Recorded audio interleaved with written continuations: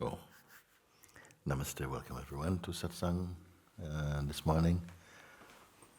Good. Looking around, everyone looks quite fresh. So good. I didn't realize so many people are still in the area, so We have a full room today. Very good welcome. Those of you who have just come. So, nobody wants to talk to me? I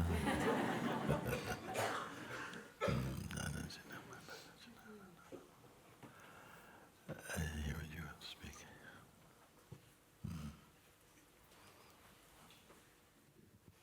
Thank you. Hello.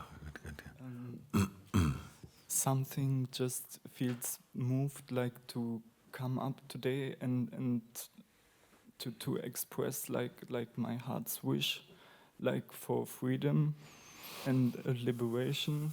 And I don't want to hold back any longer and hide or anything. Yes. And also like ask for your help and your guidance. Okay.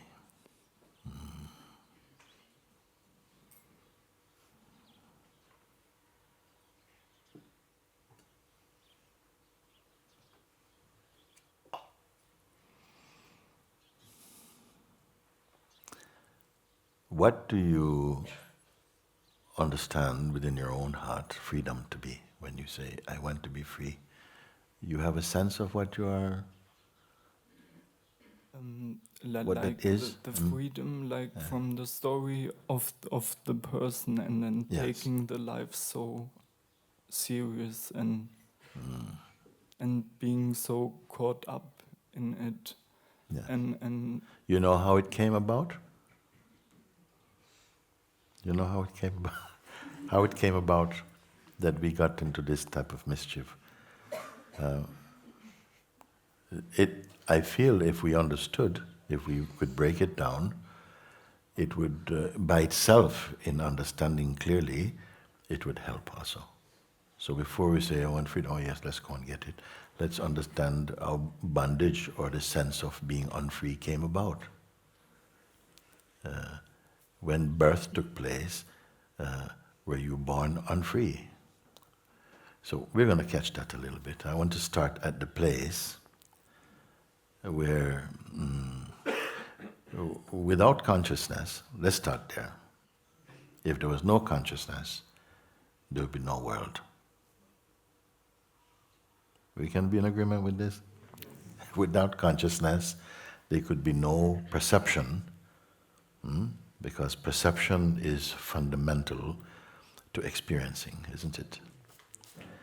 Because of consciousness, you come to know that you exist. Without consciousness, you don't know you exist. In that way. So that, let's start at the fundamental place. Without consciousness, nothing is. Okay? But consciousness, when we say consciousness, we need to understand even what this consciousness is. Because now, when we speak of our life, you're speaking effectively about our waking state, isn't it?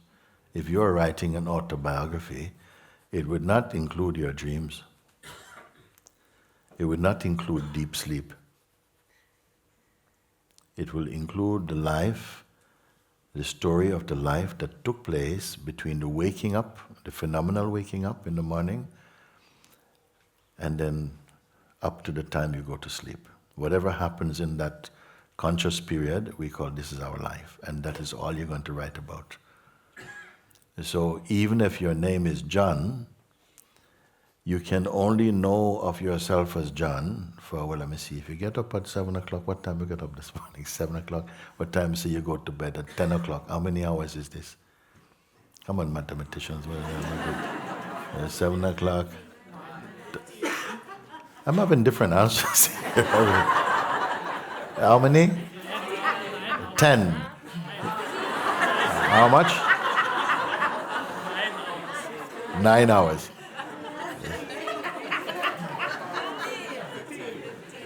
He said 9 hours. Somebody says 15. That's a great difference. I mean, I don't know. Are you speaking about your...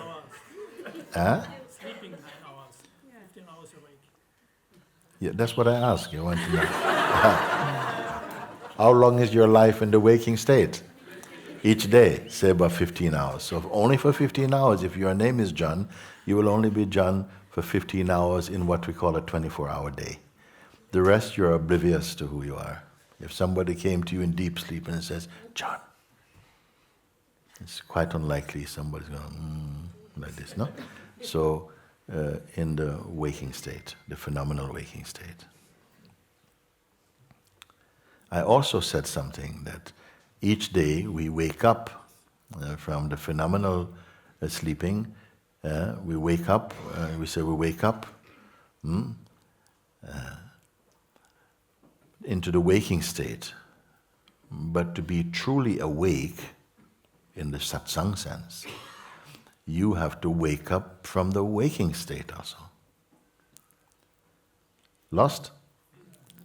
No. Okay. So waking up means we wake up and everyone wake up and, John wakes up.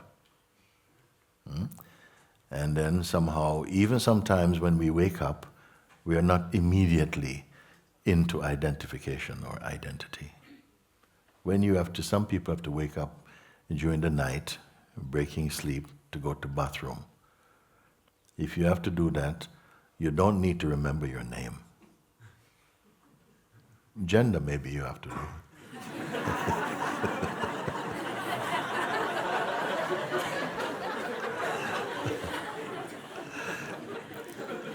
So we can carry out these functions without picking up, any background, any history, you can do that, no? So it shows that consciousness is possible and it is necessary if those functions have to be expressed.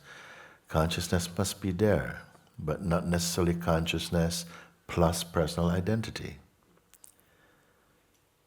I'm really with you still, so I'm just broadening it out so that as many can benefit from this question you've asked.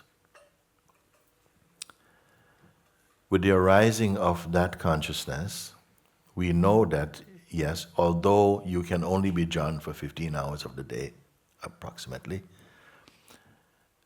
you cannot say you only exist for 15 hours of the day, isn't it? They say you must exist unbrokenly. Something is existing, but for sleeping period, it effectively shuts down, business closed, meaning the functioning of cognitive functioning, interactive consciousness is not there. Then the being can take rest. If we don't have this rest, then we don't function well in the waking state. So, let's start.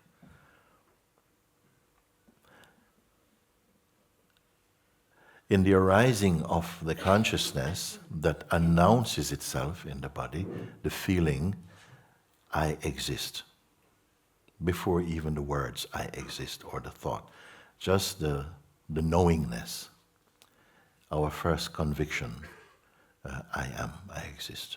The way in which we recognize, without being taught, we recognize that we are a living being, the sense I am. You register your presence. From the arising of this presence itself is not personal. It is the pure consciousness. It even has no history. It is just consciousness. But as soon as it arose from the first time, let's say when it took birth, then a series of impressions are put towards it, that it must, the tendency for every living human being, let's start with human being, is that this I amness, this awareness, some awareness, something that knows it exists, maybe in the very earliest child principle, that knowingness has not really germinated properly. It's just reactionary, reactive to environment and so on. But as soon as it's able to perceive consciously, it's associated with the body, that it is the body. It needs the body. The consciousness needs the body in order to taste experiencing.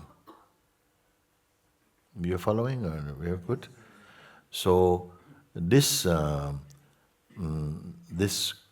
belief, this secondary knowledge, I am the body, followed the natural I am, which is complete in itself. I am. Am means to be, to exist. I is what? I exist. I, consciousness, am. I exist. This is what it means. Then this I exist, which is actually not even male or female in itself. The body is male or female body. But the consciousness is just consciousness, the sense of knowingness. Then that sense of knowingness gets also further associated. Now it is the body. Parents help it. It didn't feel it immediately. When a child is born, it doesn't feel I'm a girl. It doesn't know I'm a boy. It doesn't know, oh, mommy. It doesn't know anything. It doesn't know a doctor. But the knowingness came later on. So as soon as it comes there, gradually it gets associated with the body. Also name. Maybe the name also came. The name is not original, so the name came. Somebody thought of a name. Should I call him George or James or something? Then someone call him George after your father. Okay, then go George. Baby don't know I'm George. Hello George, hello Georgie. Hello George. But gradually that impression and the love associated with that impression, it gets stabilized inside the consciousness, and it gradually gets associated, I am John. It takes a while. Some children, maybe when they're first going out, they're allowed to go out under the watchful eye, maybe distant eyes of their parents. Parents want to see how they behave if they go out. So sometimes mother might write the name James or John on a piece of paper, put it in the pocket, because child might get lost. If you get lost, somebody asks you, hello, what's your name? Boy. Where do you live? House. Is not going to be enough to find your way home. So those early things, they're put to you. And we gradually associate. Once the belief and the conviction, I am this body, stabilize, then other concepts can come in through the door of that identity. So I am so old, I live in this place, this is my mother, this is my father, this is my sister, this is my brother, this is my school, this is my toy, this I like, this I don't like, blah, blah, blah. And the whole superstructure of conditioning begins. And it's not stable. It keeps adding and subtracting as we go. So I'm starting here, no? Because I'm still with you? Okay? We're starting here. As soon as the consciousness is developed enough to be aware of itself, as in belief, I am this body, I am this particular person, and like this, it begins to, actually it seems as though it's developing something, but actually it's restricting something. Feels like it's developing, it's expanding, knowing more, becoming more and more, but on another level of pure consciousness is becoming restricted. The more you define, the more you confine. You create a groove. Are we with this or not? So this consciousness now starts to develop certain idiosyncrasies, certain desires for things. We don't know why. Why does this child, just born not long ago, want to play piano? Put all the instruments around here and wants to play piano. Where did that come from? Okay, we can go into that a bit later, but gradually start to develop things like, don't like, want, don't want, like this type of stuff. So like this, it's begin to show certain characteristics. It starts to have some attraction for some things, for certain things, that it develops a particular interest in those things, and it wants to enjoy those things, and has some things that it doesn't want. It doesn't want to see those things. Okay? So very, very particular characteristics are building up there. Whatever it has a deep association with, a love for or a hate for, it will begin to experience thoughts around these things start to come. Like that. Just like there are flies going around now because it's a bit damp and the flies come. But if you want to see a lot of flies, find some poo. There's going to be a lot of flies there, okay? So in the same way, wherever there is some strong thinking or some attachment or identification with something, there's going to be thought activity happening around that place. So I don't want to put it that just thoughts are just random, just any thought can flying from anywhere and trouble you. No, it's a homegrown, slowly developing association due to what we become attracted to. Whatever we are attracted to, we believe in, around that thing, certain kind of thoughts will come. And by the time it gets to a place where the personalized form of consciousness begins to find that it cannot control its projections. They are too strong, too loud. It cannot turn them off at will. So it comes time to sleep, and the mind won't shut off, or whatever it is that may come. Or the relationship it creates with some phenomenon, okay, is causing it trouble or grievance inside itself. It wants to be free from this. It gets entangled into something, it's attracted to something, and then it suffers from this thing. Or it aspires for something and it cannot reach this thing. Whatever it is, it has this expectation, this aspiration for something, and the disappointment or the suffering from not having this thing, or this thing going away. And so this life becomes gradually more and more. There's a time when it seems that whatever you want, you get. And there's a time when it seems like whatever you want, you don't get. And we think, oh, why is life so hard? Why is it so difficult? I don't want this anymore, and so on, so on, so.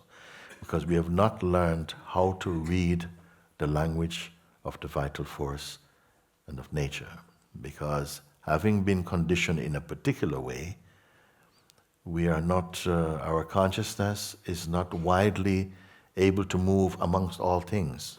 Only the things we are conditioned to identify with, to choose and to prefer, like that. Now, Sri Ramana Maharshi, a great sage from India, he said something, I think last time I might have said it also, and it's important that I'm sharing it with you now. He said, the I removes the I, yet remains the I. The paradox of self-realization. That will need a little explaining, and I'm going to do that. Again, the I removes the I, yet remains the I. Of course, we cannot just leave it like that. How many I's are there? So, what he's pointing to is just, in a nutshell, what I've just been explaining. The natural sense I am, it is not personal, it doesn't have the name George or John, that's not what it is. It's just the vibration or the intuitive sense, the divine sense in you, I, consciousness, exist. I am. It is the knowingness. You may call it the spirit of truth, the spirit of God. Now, to you now. Ramana said, the I removes the I, yet remains the I. What it means? The sense I am, which is pure, it is pure, has to remove or transcend the influence of the I me, the I person, which it collects in the world. Its conditioning, its beliefs, its attachments, its addictions, its aspirations, its life, its dreams, all of it. It must overcome that. It must transcend that. When it transcends that, it again returns to its original state. I have to explain a bit further. The I removes the I. Why did it have to get the I in the first place? Why did the I am be pushed into the I me person in the first place? We cannot say. That somehow the consciousness which was pure had to come into a world of diverse impressions. It has to navigate itself through this world through the senses. The senses are going to introduce it to phenomenality, to things.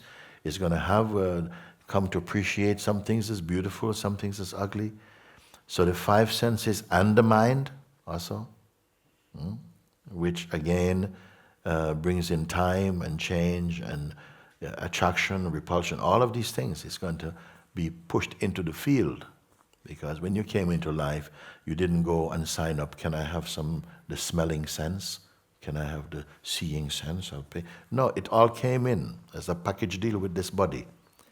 That the ability to you to have the senses and the mind, and that became our craft, this body. How you can sail this craft in this ocean they call samsara, meaning the ocean of life. Samsara actually means with suffering, but most people don't agree with that yet. So only at the later stage we may call it suffering. Before we call it beach. Okay? So, like this. So it's very important what I'm saying for you to understand what's happening. So this feeling, I am, when it projected into the limited identity or localized itself into the state of personhood, it didn't lose anything of itself. Like if I have a candle here, from this one candle I can light 1 million candles without it affecting this candle. The I amness itself does not lose something of itself to go into the person. It remains always pure. It has the ability to do that. It identified now with body and with a sense of personhood and live life as person and wants this and likes these people, don't like these people and what this and develop in so many different ways. And each one of us, and us mean the whole world, have our very unique way of perceiving. Just like you go to bed in the night and you have a dream, and even if you're sleeping next to your beloved one, you cannot get them to tune in and experience your dream the way it is experienced for you. Fair enough? We cannot say, look, it's not like sharing headphones or something and so enjoy a movie together. Each person's dream is a very unique experience. I want to say that it's the same in the waking state. Each one's experience of the waking state is an entirely unique experiencing. Now you can say, yeah, but the same trees are there, and a almond tree is an almond tree, a banana tree is a banana tree. This is like this we can see, but these are common things we're looking at. But each one is perceiving in a unique way. That's why I say there's one earth, but there are billions of worlds. A world meaning a psychological relationship with the earth. We are not just looking at the world in its elemental formation. It is to do, we are seeing now through the filter of our own personal conditioning. Why you may like this thing and not like that thing. So each one, the world is a unique personal experience for you. Now, can this unique personal way of seeing the world, in each one, a unique picture, and even in one body, the picture is changing all the time also, depending on mood, depending on age, depending on so many things. Can we have one world where we are one being, in the highest order or in any order, that we are living together compatibly? Not really. Everybody has one person's hero is somebody else's terrorist. How are we going to all agree? You cannot all. We will not meet like that. We may share certain large cultural, conditioning, but in our specific conditioning, nobody is like you. Not even you are like you. You keep changing also, your own mind changing. What are we to speak about? The only advancement, truly, is when we rediscover our innate nature as pure consciousness. The stories that the way that we perceive, the language that we perceive through, the things that we see, all of this is like clouds passing. Let's take yesterday, for instance. Some people here cannot remember yesterday. Some people in this room cannot remember yesterday. It's too far already. Some people can remember, 1973. And maybe can go through a whole day like a diary and say, yes, I had lunch in the morning, breakfast in the morning, then I went with my grandmother, then we went to see this movie and blah, blah, blah, blah, blah. Each one is very, very different. Yesterday, I would say, for most places, you could have had a moment like this where you're seeing other beings. It was a silent day yesterday, so I hope you wasn't talking. But any other day, any day, whatever you're perceiving in that moment, when it's in front of you and you feel a connectedness, especially, should I ask you to sit down or you're okay? You're strong, you're a young man, strong, you can stand for a minute. No? So, we're good? Please stay, please stay. So, yesterday, whatever you were perceiving, especially whatever it is that you have an emotional connection with it, that thing, that may register for you strongly. But then by the force of nature, all of that swims away. You cannot keep it. Even your favorite concepts, you cannot keep unbroken connection with them. By nature, everything is flying away, flying away. And something also witness the going of them also, whatever they may be. You cannot be that. Because if you were that, then when it went, you would also be gone. But something is here to witness, yesterday it was like that. Everything becomes a was. All the is becomes was in the phenomenal world, isn't it?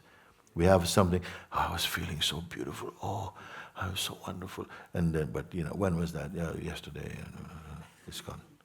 And now you can give a reading, but that's also soon gone. So actually, who is keeping the memory of the life of the world? What is the memory of the life of this world? It will only be some selectiveness of the strongest impression, good or bad, that are retained in consciousness. You see? When you come and you say now, I want to be free, and I ask you, what it mean? What it mean? Would it be anything similar to the statement I made, Ramana's statement? The I removes the I, yet remains the I. Why did it have to remove I? What is the I that needed to be removed? It is that false or imagined self that sprouted out of the pure I am feeling. Can you relate to what I'm speaking? Yeah. Can you see the importance of, because sometimes, I just want to be free, I want to, and even that one, we're saying, I want to be free also, something is aware even of this one. I've gone too far? That even the saying, I want to be free, I want to be free, and so please help me, would you please help me, I want to be free today. And then I see you later on eating an ice cream and having and so if it's only coming out of an emotional mood, it's also past. I want to be free. Yesterday I really wanted to be free. If you really caught me yesterday when I was really hot for freedom, if you caught me, and then I'd be, Buddha today. But we didn't do it. And so, I have to put up with the other stuff. You see how ridiculous it can look? So this yearning, I want to be free, I want to be free, it must begin to just be with you so much. Either it comes when our mental, psychological, emotional movements are feeling overwhelming. You can't turn off your mind. You want to be free from your mind, incessant commentary and judgment and, fears or whatever it is. Something just feel enough. I want to be free of this. I want to be free of this. Now, I want to ask you something now. If a voice says, I want to be free from all of this, whose voice really is it? Is it the original sense of the I amness, which is just consciousness, the place that is aware of things, but is not the things it's aware of? Or is it the one who was born and developed and grew all these tendencies and so on. Who is it that wants to be free? The who? You don't know. The second one. Which is the second one again? No? The one who's having all the trouble, isn't it? The one who's experiencing like this and so on. Even saying, I want to be free, and then, yeah, okay, come. I say, I want to be free right now. I said, yeah, okay, could you meet me in half an hour outside? In half an hour, sorry, Guruji, I've got to meet, I promised lunch with my girlfriend. Well, you want to be free, Yeah, but after. You see?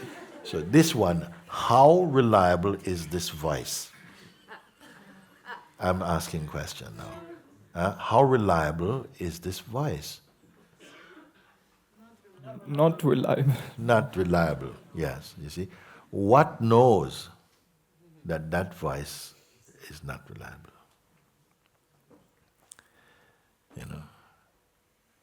You see, something sees, you see, that, please.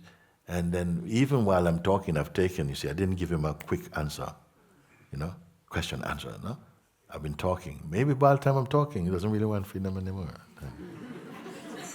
It could happen as well, I've gone a bit cold, actually, just like to sit down and have a coffee or whatever. Where's freedom? Can we talk again tomorrow even? But the one in whom something is arising in you, that it is not just arising out of an emotional state. It is like something now, it's become very, very, very present with you. Then this thing, it doesn't matter, even if you have to wait for a long time, it still doesn't go. Your mind is on it. And you're not just waiting. You will not just wait. You will be seeking.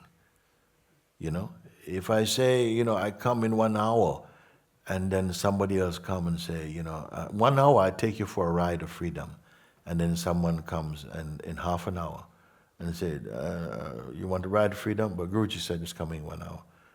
Okay. You will wait or you will take the earlier ride? I don't know. But now I'm saying, is it clear for you? Where is this one? I want to be free. I want to be free. The most noble request and desire. I wish to be free from the psychological, pounding of my mind. I want to be free of this. Okay? You want to be free all the time? Or just right now? No, I just want to be free. I want to be free to be what I truly am, because I know I cannot be this.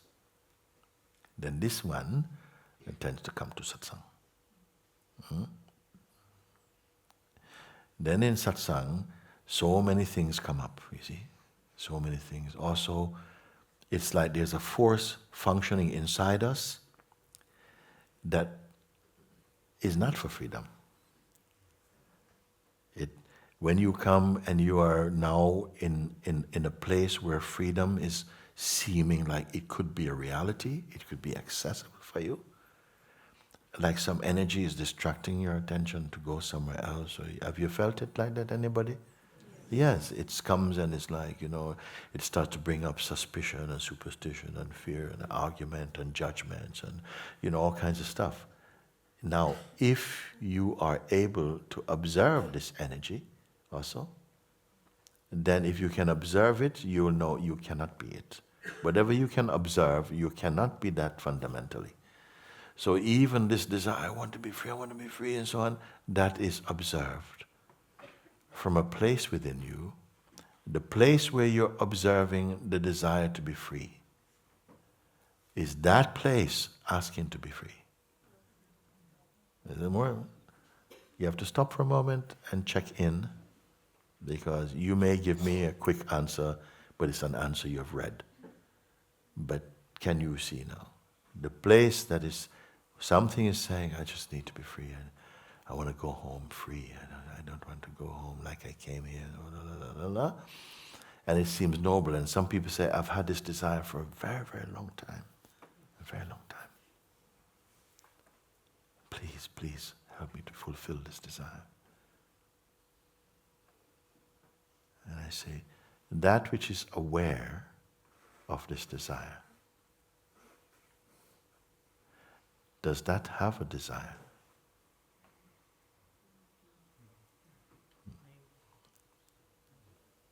Can we put a little attention in that place in which this desire or any other thought is coming? Whatever it may be. It may say, well, somehow that thought has subsided, and even the urge to, I want to be free and free, is being replaced by a sort of a silence and just a sort of peace. If I'm not looking at the sensation of what my mind is telling me, I have to do this today, I want to be free, and so on, but look instead of that from the place where that is seen. So we know the feeling, I want to be free. So don't just grab that feeling, just observe it and its sensation inside. Something is aware of that feeling.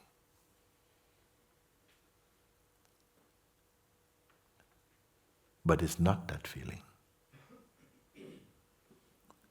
Is that even a feeling itself, even?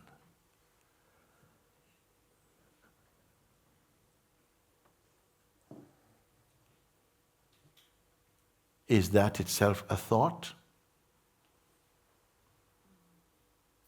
I am asking. No?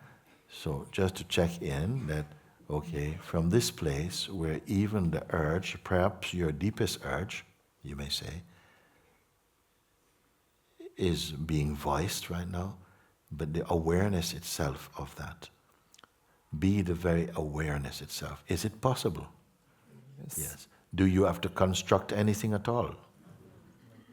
So be in the place of just the awareness itself again. This is your I am place.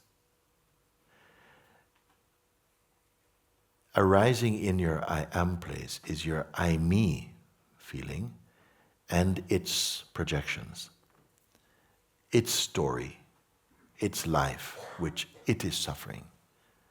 Okay?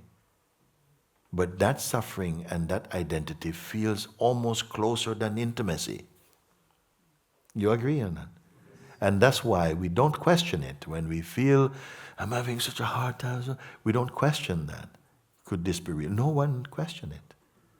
It's accepted, that's just what it is. I can't help it. And some people get very emotional about it. But here I'm asking, before this feeling came, you're here. And then this feeling came, you're here. When the feeling goes, you're here. No? As what are you here? The feeling obviously came and it deposited its vibration, no? And it was accepted as a reading. And then by nature it goes. And it is weakness to go. That which weakness it, does that suffer from it? And this is the beginning of your seeming release from your seeming bondage of it, if you pay attention to that. I'm saying all these things because we can have a little feeling that, can I get realization of the self? Like, boom, boom, boom, boom, poof. Thank you very much. And I'm showing you a very, very gentle, sometimes not, because you may find that as I'm trying to guide you to this simple looking, resistance is coming up. Maybe it's also distractedness, because this is one of the real qualities or the real characteristic of the deceiving mind is just you can't concentrate, you can't hear what I'm saying. It is possible. I'm speaking, and for somebody else is blah blah blah blah blah blah blah blah blah blah. The mind blah blah blah blah blah blah blah blah, and you're going. You need translation, and you speak English. It happens. Your mind can do this. It can also produce a headache like you've never had before. Some people experience their first, what's this big bad headache called again? Migraine. Yeah, Maha migraine. They have Maha migraine in Satsang. Suddenly, healthy person come to Satsang, and you start to sing, yes, and now look what is here behind you. And they have to leave. Also. And I've seen it many times in my life, sitting, sharing these things. Or just suddenly they have to run to the toilet, or they have to, somehow the phone start going, and something is like urgent, or something will happen. I want you to know this because life plays like this also. That it will take on the shape of your strongest impression inside. Where fear may be in there, and the fear is that somehow you are going to experience something that distasteful. Mind puts this. Or you're going to vanish. You came here for peace. You didn't come here to disappear. And oh my God, can you slow down? You have to get out of this place. All these things. But it is good also that you are aware of them. Because believe it or not, throughout our life, we have been experiencing subtle suggestions that put you off. Subtle things. And it seems innocent. Like that, I don't want us to be afraid, because actually these things totally are nonsense. They don't really exist. What do I mean they don't really exist? I mean that if something exists as a truth, then it is not an opinion. It means for everyone, if you say, this thing here is horrible, then everybody will find it horrible. Okay? If some people think, no, I like it, then it means that the horribleness is not in the thing. Nothing exists in life with a fixed meaning. The meaning of anything is in the mind of the one perceiving it. You must also understand that. You see? So we are experiencing life very subjectively. Life is largely opinions and imagination. It's fine, because consciousness likes to play. He likes to play. He played all this thing to not just have fun, but also to have suffering, to taste all of it, and then somehow to use its inherent power to discern, to come back, to wake out of his own dream.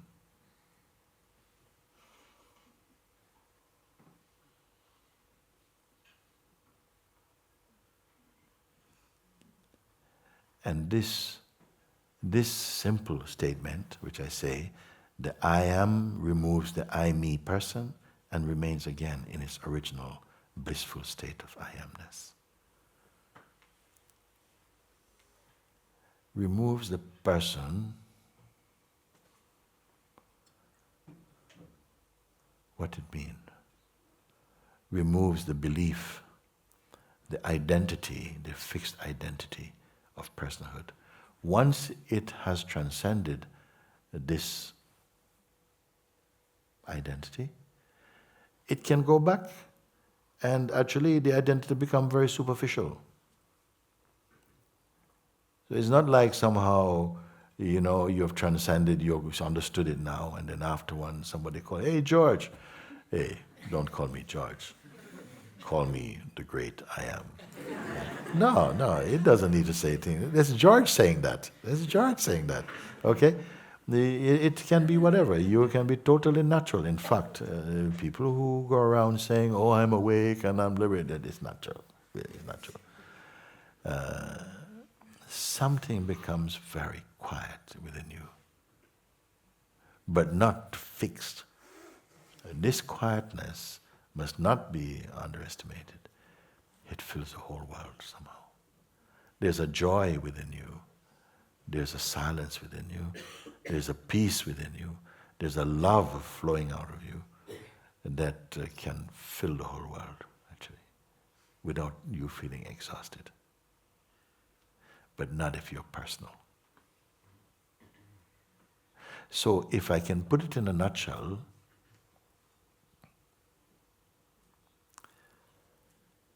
it is to transcend the limited personal identity that we have taken on. And it's not so innocent, because in living like this, we experience a very restricted form of love. We have love, but only for our friends or for your little tribe, but not for anyone else. We have so much limitation is there. Only when you are leaving one state and entering a higher state are you able to look back and evaluate the state you were in before. If you're only in a state, it becomes your world.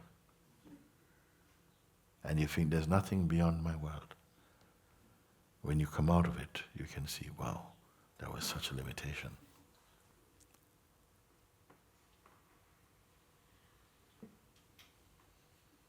There are many for whom the time is coming to somehow leave.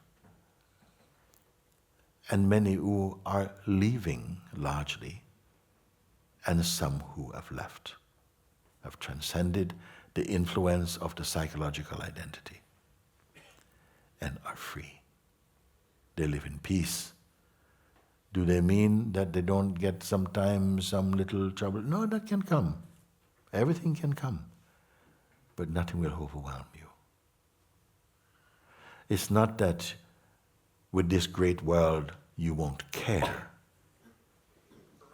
but largely you won't mind things. It's a big difference from being indifferent to something. There has to be some detachment, but it is a noble detachment. It is a wise detachment. It means that you are centered inside your own being, not in a selfish way, not in an egocentric way, but in a very harmonious way. And when you remain in your harmony, somehow that harmony, which is so missing in the mind of personhood, helps the state of personhood to somehow resonate in harmony again. It works like that. Change doesn't come only through words.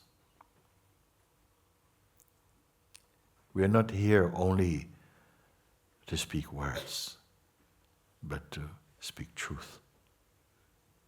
Words by themselves are not true.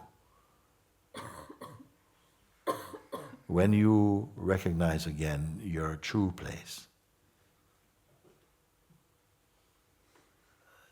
you will have no fascination for the whole identity. When you're in the identity and thinking, oh, maybe I should at least offer this up or something, the identity might feel precious. It's like it gets dressed up, it looks so precious. But when you transcend, you see that, whoa, that was such a delusion, actually. You are not becoming something else. In fact, all our life we have been living as something else, something other than who we truly are. In Satsang is the waking room, actually, waking up from that understanding. Now, having said that to you, does it make any difference to you? Yes, like now I'm feeling much more spacious and watching from a distance. Yes. And like in Satsang, it has been wiped away like before, but it seems as if when I'm leaving the hall and the I am often is like really strong and it's just peaceful and quiet. Yes. But somehow it begins like really slowly, Yeah. and if there's not like the vigilance, and I'm just pulled in. Yes. And So let's go back to this I am state. Let's go back to the place I am. Does the I am, relative to the I me, which is the most stable? Yes. The I am is not itself needing to be I am. It just is. That place of being, the kind of the capacity to witness without being pulled in the beginning, you maybe have to remember, because there's a reflex to kind of go back into the position of the I person, because that's been a long-standing habit, isn't it? So in the beginning, you feel very clear, empty, and clean. It feels natural for you? yes, Yeah. yes, Yeah. So that feels natural for you. Do you have to do anything to keep it right now? No. So what happens is that gradually the mind stuff begins to sort of flow back in.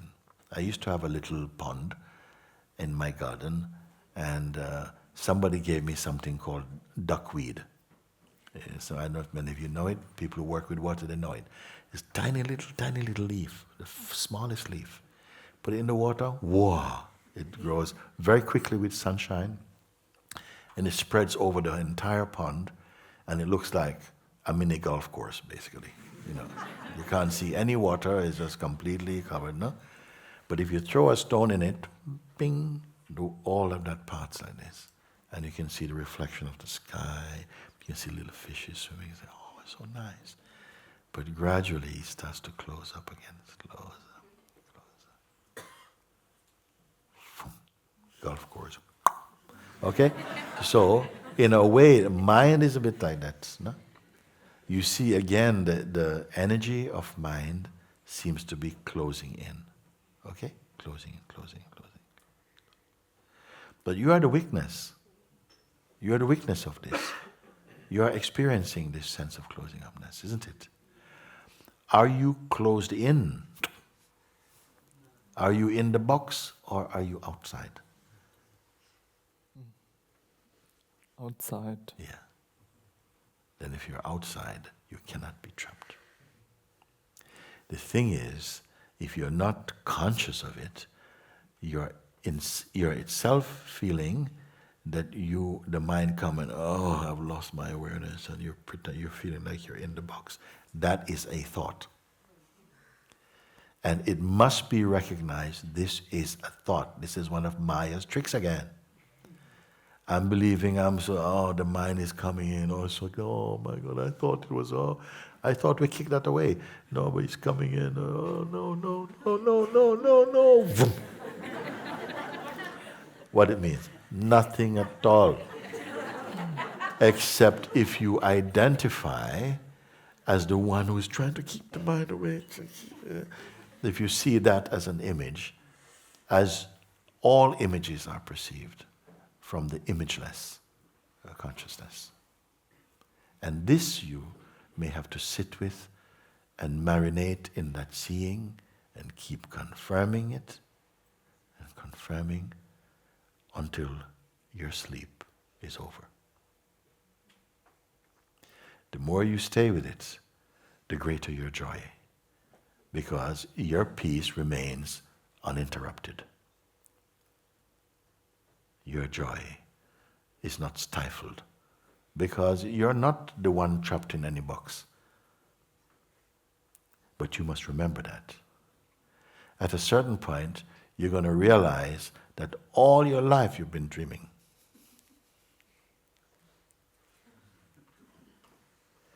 But you won't be angry about it.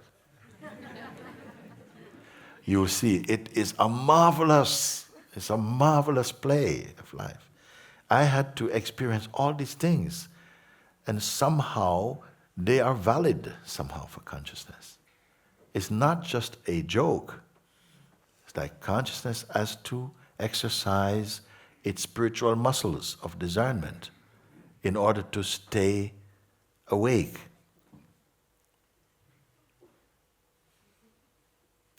After you are awake, there is still a dream. But at least you are awake in your dream.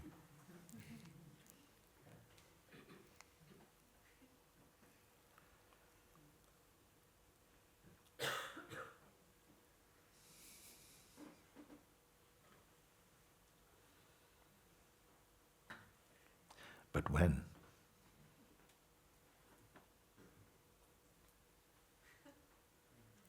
Is the freedom also freedom in waiting?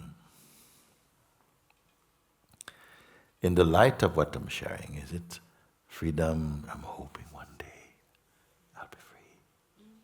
And I'm saying, should I give you a date arrangement to date for you? What is freedom? Is it bursting out of jail of the mind?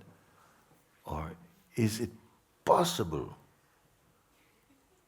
that you may recognize what I am is here and it has always been free? But that's not just a thought. How will you know what is not a thought and what is a thought? Could it be that even the idea, yes, I've got to, now I must do this and do that and so on, is also perceived that my mind is making this up? Because the mind seems to be always sending you on another journey. Another journey. Yes, you may be able to, right now, look and see, actually, from the place that I'm speaking, and I'm not speaking about a future place. The self is not waiting in the future while you are in the present, because it is timeless.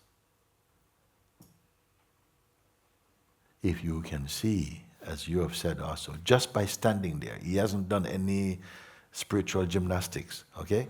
Just standing there, he says, I feel much lighter. I feel more empty. Where was your spiritual practice? Listening and somehow applying your listening. Automatically it's happening. In the mind of the earnest one, it is happening. So what is it? What causes this freedom?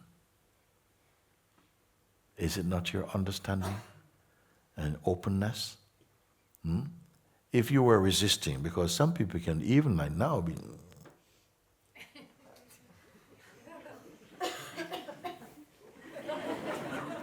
It's fine. I mean, you're free to be free and you're free to be bound. I mean, that's not my business. I only point it out. You can see that somehow, yes, I can feel. You may say, yeah, sorry, Mooji, while being here, I feel so much resistance coming up. That's fair enough. That's honest. I feel so much resistance, like something doesn't want to listen. Yes. You know what I ask you to do? Confess it. Yeah, something is inside here. You really don't want to listen at all to what you're saying. Yeah. Okay, you want to stay with him? No. But he won't go. I tell him go, and he's going, Is it like this? Okay. But it is the beginning of an exposure and leading to freedom. You see? If you take sides with your feelings and start to feel, I don't believe it, then another day maybe, another time, another lifetime, whatever it takes. But if you can, I'm not even asking you to believe, I'm asking you to see. You have the capacity to look. I'm asking you to. You must believe enough to say something brought me here, and I really feel and believe it seems possible that all this great thing about awakening, it can simply just be, what did it mean? Just you being yourself. Not the self of your ego, though, but finding that which is true within you. That's what enlightenment means. Awakening, self-realization, moksha, whatever you want to call it. It means to be free from the psychological hypnosis of personalized conditioning and wrong identity or limited identity, and to be free without cynicism.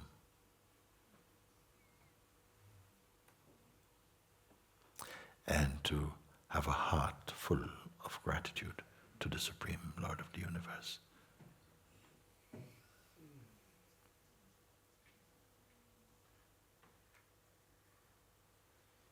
So, are you empty or full right now?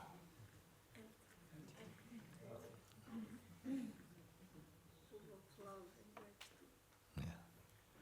I wanted to ask this, that in simply being together like that, each one inside their own being, not even twinned with anybody, inside your own being, following, listening, looking, not trying to become. I'm not asking you to try to become anything at all.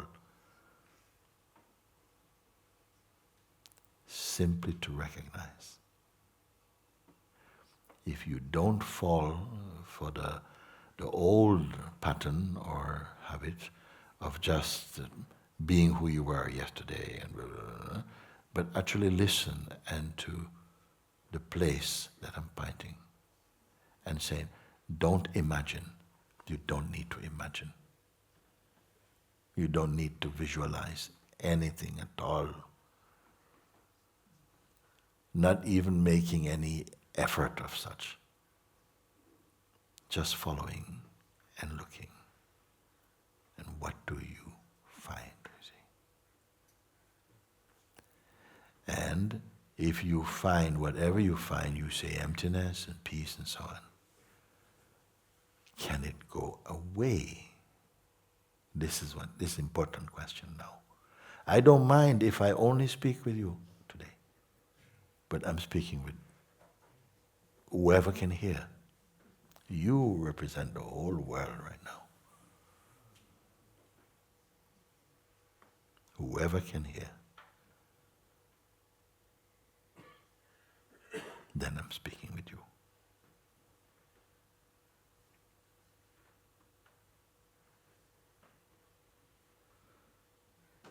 What you have found, did you create? Did you create, you see? And if you have found peace and emptiness, is it a disagreeable, an unpleasant or disappointing discovery? I'm not sure. No. I'm not asking you to answer in any way do you think to please me. You must be pleased. You must be who you are, to say. Then I'm asking, if you have not, I'm not asking you to make effort to balance the world or to become something else. Don't become anything at all. Don't even unbecome anything. Just look and tell me what is here. You see? And you say now you are discovering this peace, this great peace, this emptiness. And you are 30 years old. So where has it been all your life? Did it suddenly fly in from somewhere? From heaven it came? Where was it all this time? Where is peace? Where was it until you found it?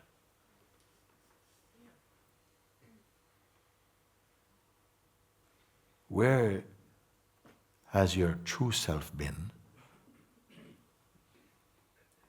until you discover it?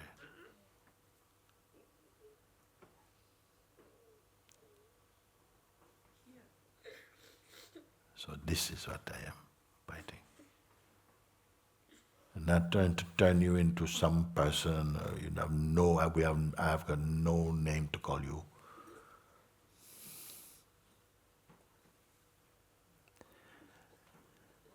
The power of discernment that is already in you is sufficient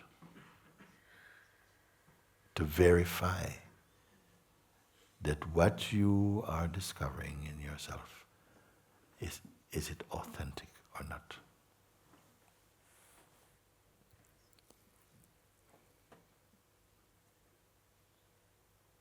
And the key, don't imagine, don't create.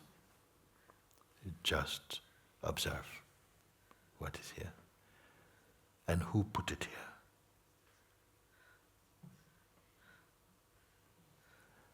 Where is your anxieties, your fears? Where is your depressions?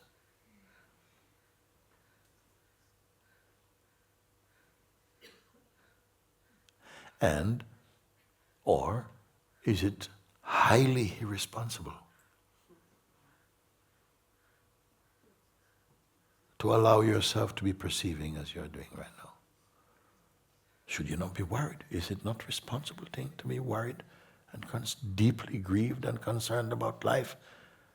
Who's going to feed your children and who's going to do this kind? Yeah.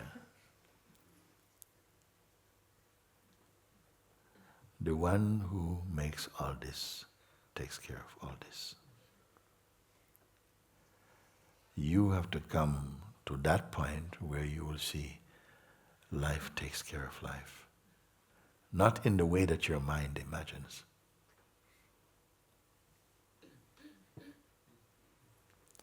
In the old scriptures and in the Bible also it say that all the creation was created before man was put there.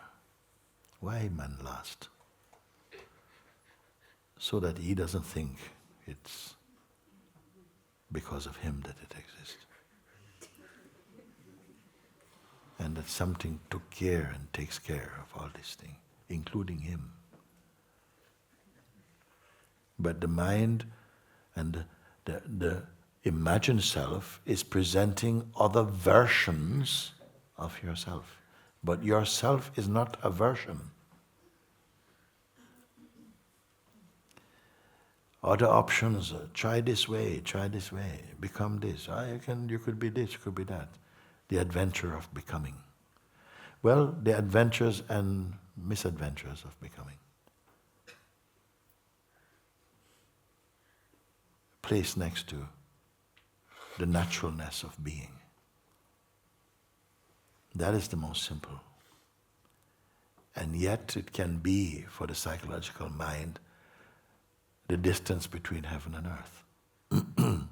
Yet I wanted you to have a taste of that which is synonymous with your own self. It is said in the Bible, no? Taste and see if the Lord is good.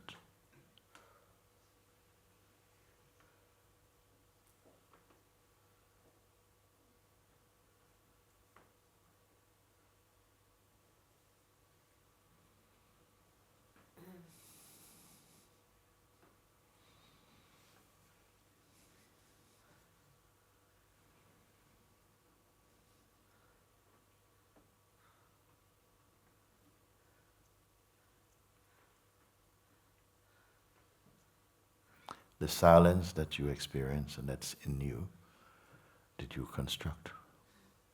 Did you create? The peace that is inside your heart, did you create?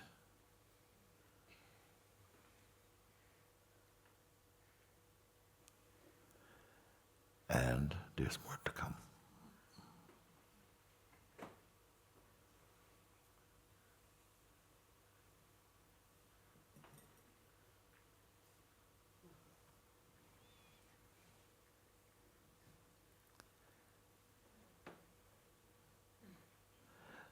I'm not going to say more today, not take any more questions for now. Thank you.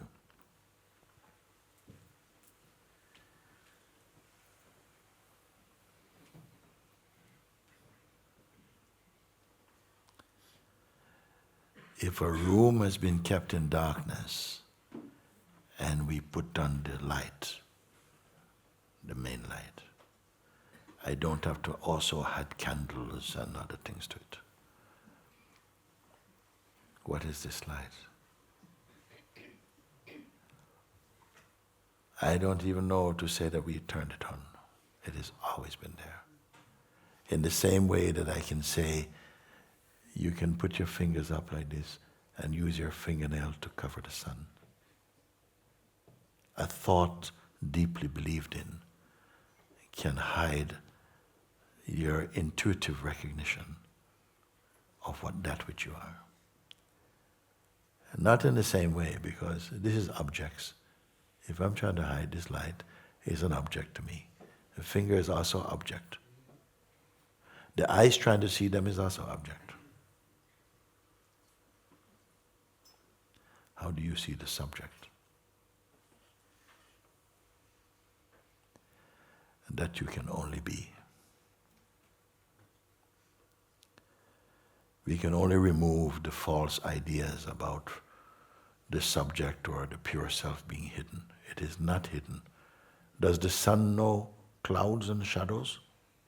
No, it doesn't.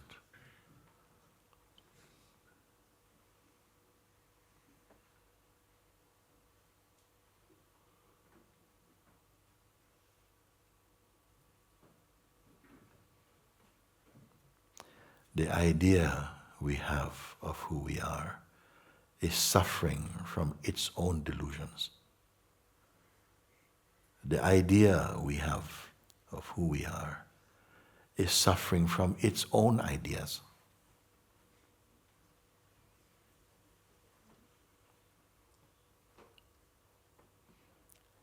Watched from the idealess self. You must confirm. In your own time you can do that. Sit and confirm. That would be using your time well here.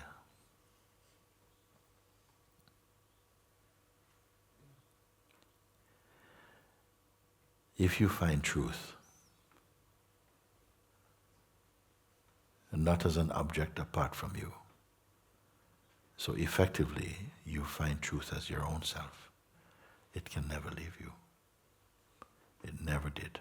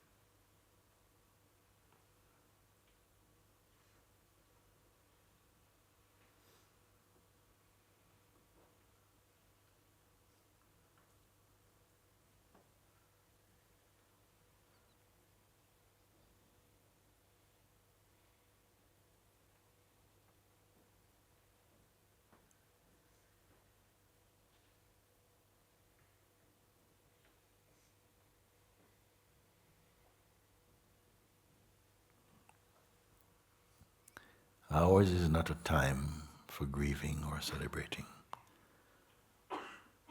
Just resting in your own being. When you're at rest inside your own being, you don't have to control. Observe and see that all things are flowing and unfolding in a harmony. Don't say, I'm going to do this slowly and I'm going to speed up in this one. Just remain in your natural state And whatever is appropriate to the needs of the moment, observe that they unfold. It may take a little time to get into the flow, so to speak, or to let the flow flow.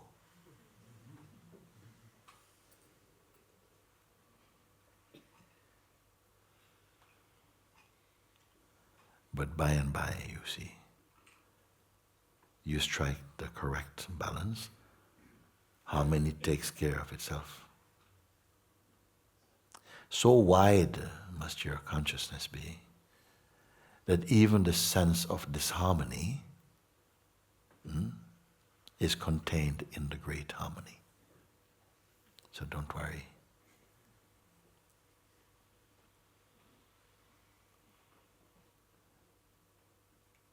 If you have it in you to have the sense of just handing yourself over, handing your affairs over to God, that will be good. If you feel, then please guide me, and then He's already guiding you in so many ways.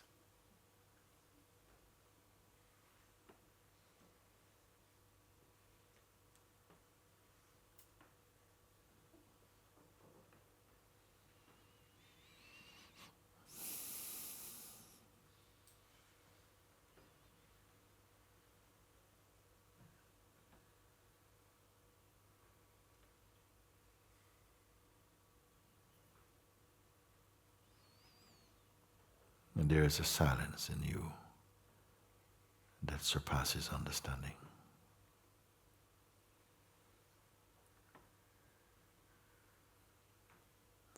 Surpasses every effort, every desire.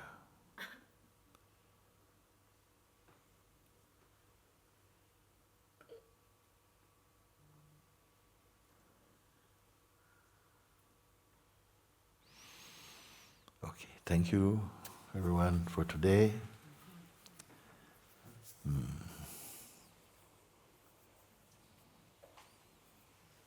Can we have something to do?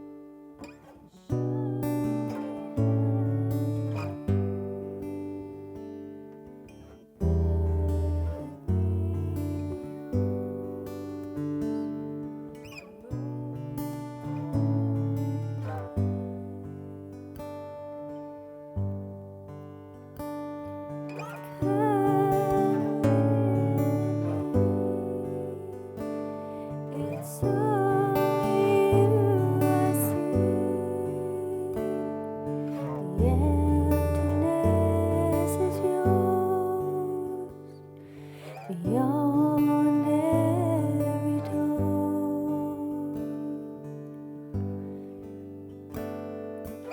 Om Namah Shivaya. Om Namah Shivaya. Om Namah Shivaya. Shiva Om Namah.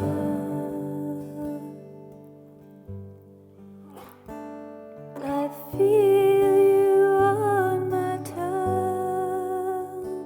Your breath is in these lungs. Your eyes are behind mine, beyond all time. Looking from this place, I feel your embrace. All that's left to do is honor me and you.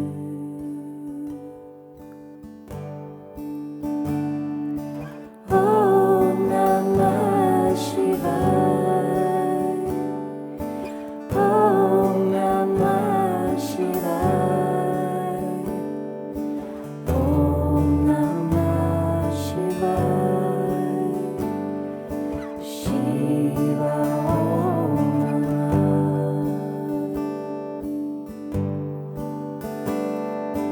Om Namah Shivaya.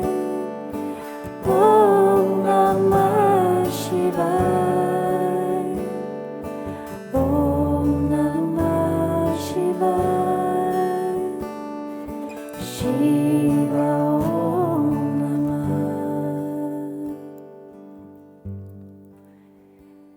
I fall inside myself, deep inside myself,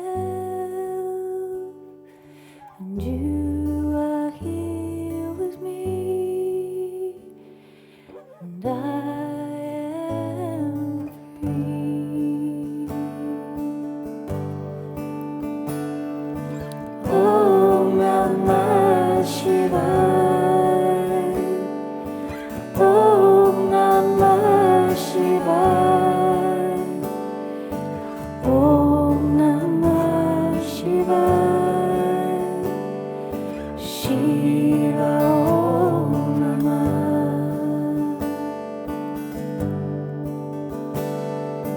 Om Namah Shivaya. Om Namah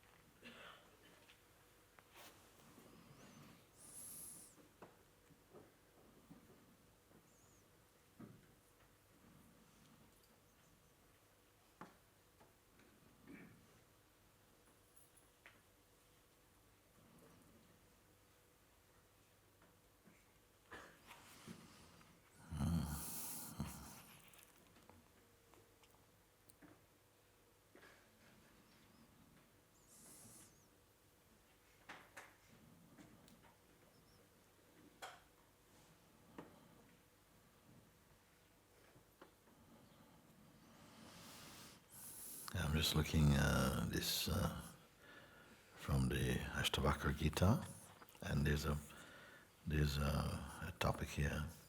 It's titled Dispassion, and I think it's a short one. Let's see.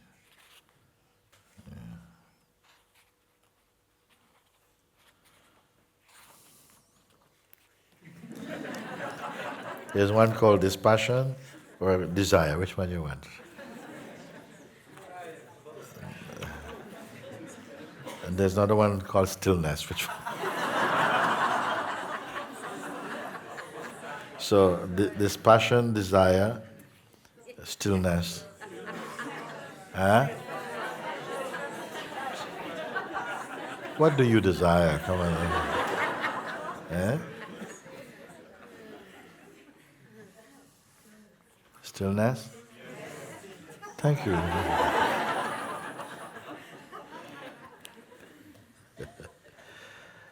Stillness. All things arise, suffer change, and pass away. This is their nature. When you know this, nothing perturbs you, nothing hurts you. You become still. It is easy. God made all things. There's only God. When you know this, desire melts away. Clinging to nothing, you become still. Sooner or later, fortune or misfortune may befall you. When you know this, you desire nothing, you grieve for nothing. Subduing the senses, you're happy.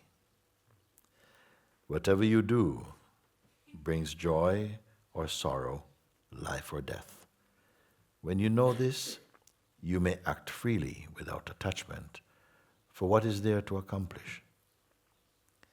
All sorrow comes from fear, from nothing else. When you know this, you become free of it, and desire melts away. You become happy and still. I am not the body, nor is the body mine. I am awareness itself. When you know this, you have no thought for what you have done or left undone. You become one, perfect and indivisible. I am in all things, from Brahma to a blade of grass. When you know this, you have no thought for success or failure, or for mind's inconsistency. You are pure, you are still. The world, with all its wonders, is nothing. When you know this, desire melts away, for you are awareness itself. When you know in your heart that there is nothing else, you are still.